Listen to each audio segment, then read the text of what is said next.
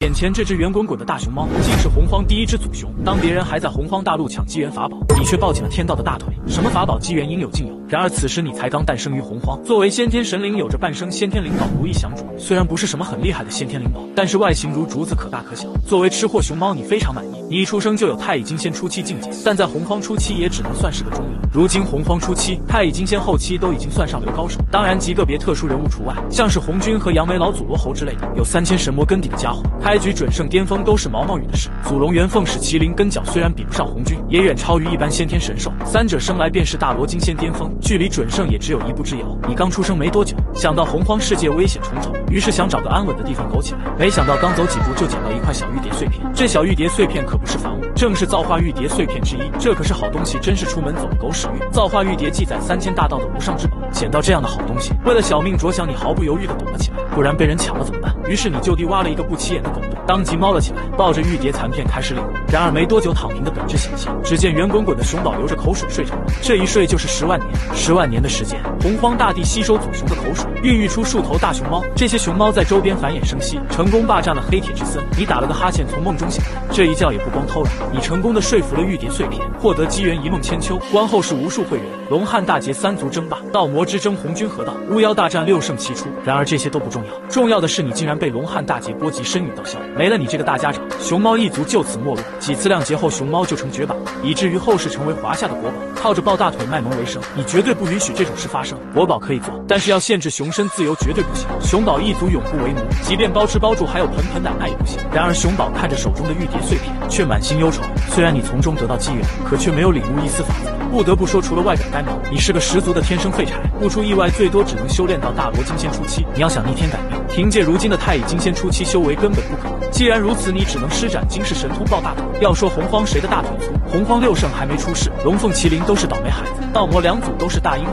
被卖了估计还要帮着数钱。目前来看，好像就剩天道这个选项了。说干就干，你钻出洞穴，找了个空地往地上一个打滚，虔诚的说道：“熊宝愿意献上宝物，请天道大神明鉴。”你天资不好，只能把造化玉蝶当人情送人。以造化玉蝶碎片为引，天道感受到大道3000的气息。只见一女子从天而降，来到熊宝的面前，一抬手，造化玉蝶碎片飞到他的手中。感受到造化玉蝶碎片记载的3000大道，天道脸上变得柔和，天颜大悦。小熊，你想要什么赏赐？你双眼迷离地看着天道化身，这条大腿太美了，就适合你去抱。当即说道：“天道大大小熊一生多灾多难，恳请天道庇佑。”天道点头同意。祖熊于洪荒世界有大功德，赏黑铁之森为10铁兽一族之族弟，万族不可无故尽感。天法妙音传遍洪荒四海八荒，天道甚至伸手撸了一把你圆润的脑袋，你只能倍感无语。作为天道，怎么也入熊了？果然大熊猫长得这么可爱，连天道都能吸引。天道正要飞升离开的时候，你却一把抱住了天道的大腿。天道顿感不悦，难道是这熊崽崽觉得这赏赐不够？你看见天道那眼神，连连摇头，奶声奶气地说：“熊宝要举报。”红军那老头手中也有一块造化玉蝶碎片，贼大一块，竟敢私藏不献给天道大大，而且他甚至暗地里算计天道姐姐，让您成为他的傀儡。你将一梦千秋看到的全汇报给了天道。红军老头不是本熊不仗义，实在是本熊太想抱大腿。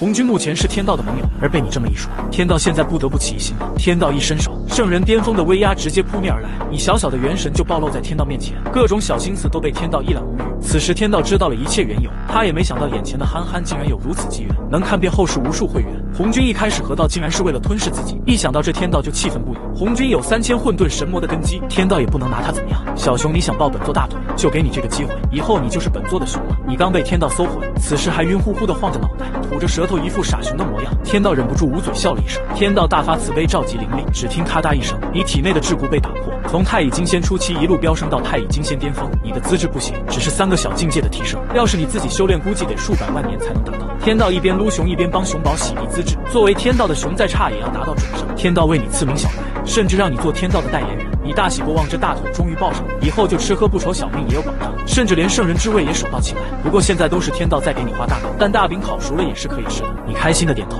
小白一定听话。天道姐姐让熊宝干嘛，熊宝就怎么干。一想到以后能成圣，成为国宝大圣人，你就激动到飞起，当即给天道姐姐表演了卖萌打滚。你内心已经期盼着日后让万千人族伺候你，为你做各种口味的盆盆奶。在祖熊小白发神之际，天道之音再次传遍了四海八荒。祖熊小白于洪荒大功德，赏大小神通功法3600道。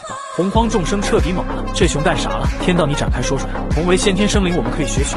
你有了3600种功法神通，百族都惊动了眼馋想抢。然而天道刚下了不得无缘无故侵犯黑体之罪，即便眼馋也只能干瞪眼。天道为了以后的谋划，将3600种功法打入你元神之中，就拍拍屁股潇洒的离开。当然还给你留下了一个艰巨的任务，让你加快龙汉大劫，让道魔大战提前，从而迫使红军提前成圣。你望着天道离开的身影，一脸自信地说道：“天道大大，请放心，为了国宝大圣人这个位置，熊宝一定会努力。你作为万雄之祖，还是挺有威慑力的。”将气息释放，万雄纷纷前来跪拜。然而看着其他石铁兽，光是脑袋都比你整只熊大，一时间有些自卑。于是你施展了血脉中的神通，顷刻间变成10丈之高的巨熊。这下底下的小弟只能仰望。你当即决定以后在洪荒都依法相见。可爱萌宝的本体绝对不能露出来，毕竟你长得太可爱了，连最是冷漠的天道姐姐都忍不住撸熊，更加别说其他人。万一给一不小心撸吐了，那就没脸见人了。一众石铁兽看着你施展神通，熊眼满是羡慕。这10万年，石铁兽一族靠着吸收天地灵气，族中的3位长老已经达到了金仙初期。可这些石铁兽因为不是先天生灵，所以没有先天神通功法。